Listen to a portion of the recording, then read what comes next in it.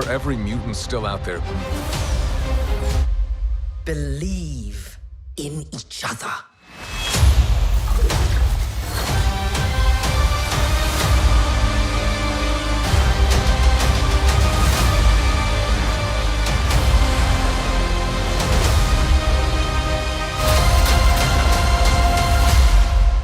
Now belongs to me. My X-Men.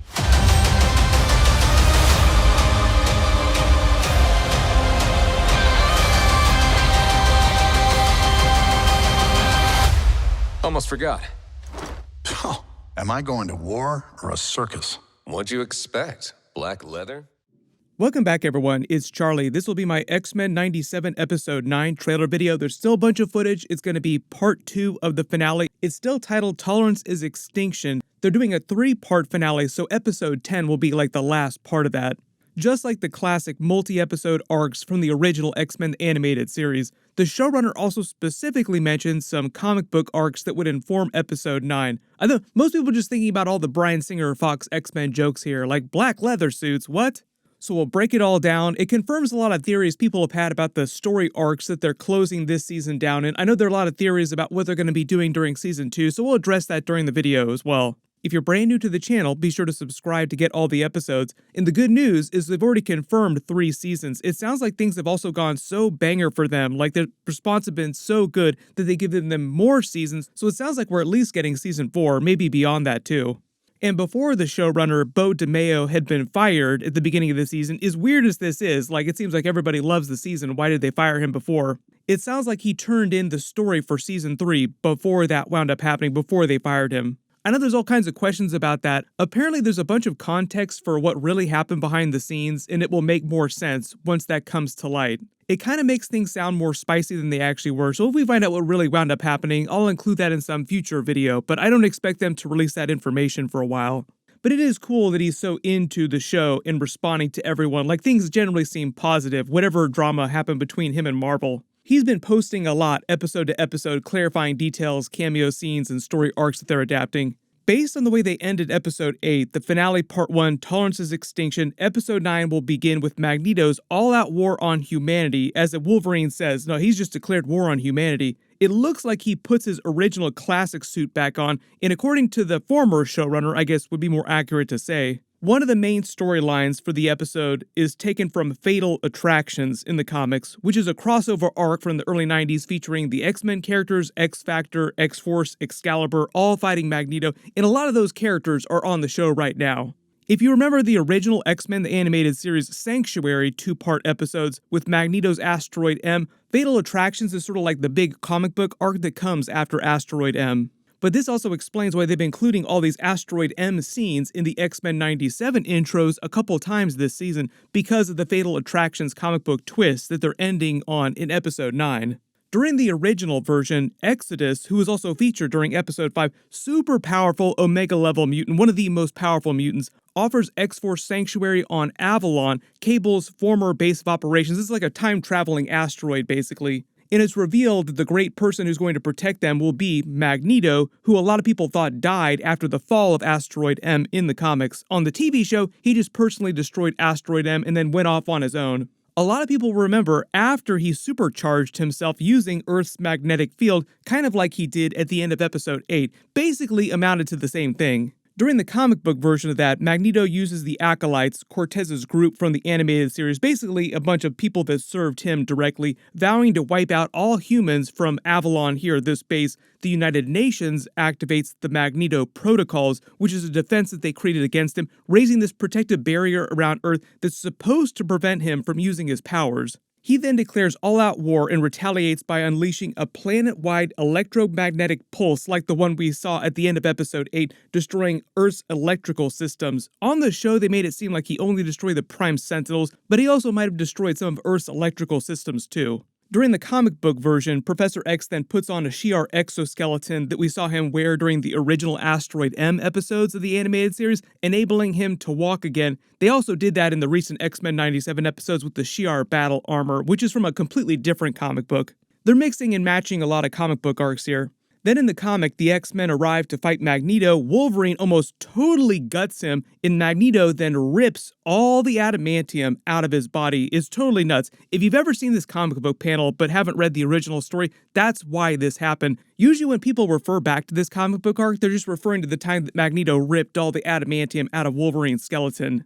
But after that, Professor X retaliates by mind-wiping Magneto, who's totally lost it, also almost totally lost his guts. The X-Men take Wolverine back to Earth to try and heal him, who's fallen into a coma, but he's still alive because of his healing factor. He just doesn't have any more adamantium in his body.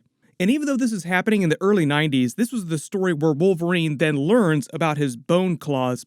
He'd always just assumed that his claws were part of the adamantium bonded to his skeleton through the Weapon X program. They actually did a version of the bone claws in live action during the Wolverine movies in the X-Men Days of Future Past movie. There's a couple other side stories happening during that Fatal Attractions comic book arc, but I think the showrunner was mostly just referring to it because of the Magneto betrayal and how the X-Men will wind up having to fight Magneto during Episode 9, who on the show has gone back to being a full-blown villain, even though, as she said at the end of the episode, Magneto was right this whole time about humans. Magneto was right.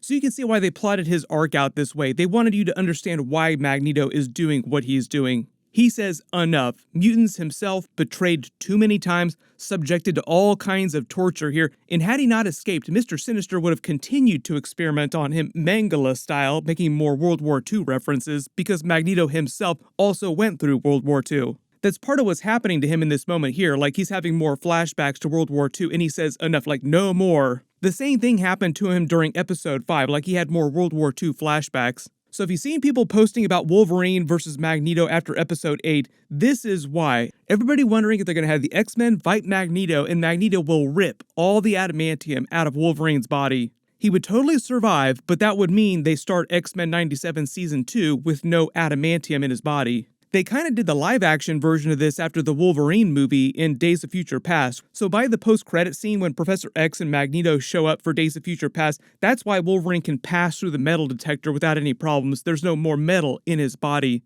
They also confirm what we all thought. I think pretty much everybody was on the same page here. This is meant to be the version of Spider-Man from the 1990s animated series. He is meant to be the canon version of Spider-Man from the same universe as X-Men the animated series, X-Men 97. Basically, saying like all these 1990s Marvel animated series characters, like the Avengers, for instance, the Hulk, all the other characters, Iron Man, are canon to the same Earth. They did not explain the error during Episode 1 with that Daily Bugle Easter egg with Eddie Brock and Peter Parker, but like this version of Eddie Brock is meant to be Venom from the original Spider-Man 1990s series. My assumption is that it's just an actual error, like they didn't do this on purpose. That happens all the time in live action. If you went to see Avengers Endgame in opening weekend, there were still a bunch of visual effect errors in the background of the final battle. Marvel actually does this all the time, especially with the bigger live-action movies. They'll release movies before they've completely polished all the visual effects, so they'll quietly swap in the fixed version of the movie like a couple days later or like within the next week. So if you wait to see the new releases till like the week after their release, you're actually watching almost a totally different version of the movie.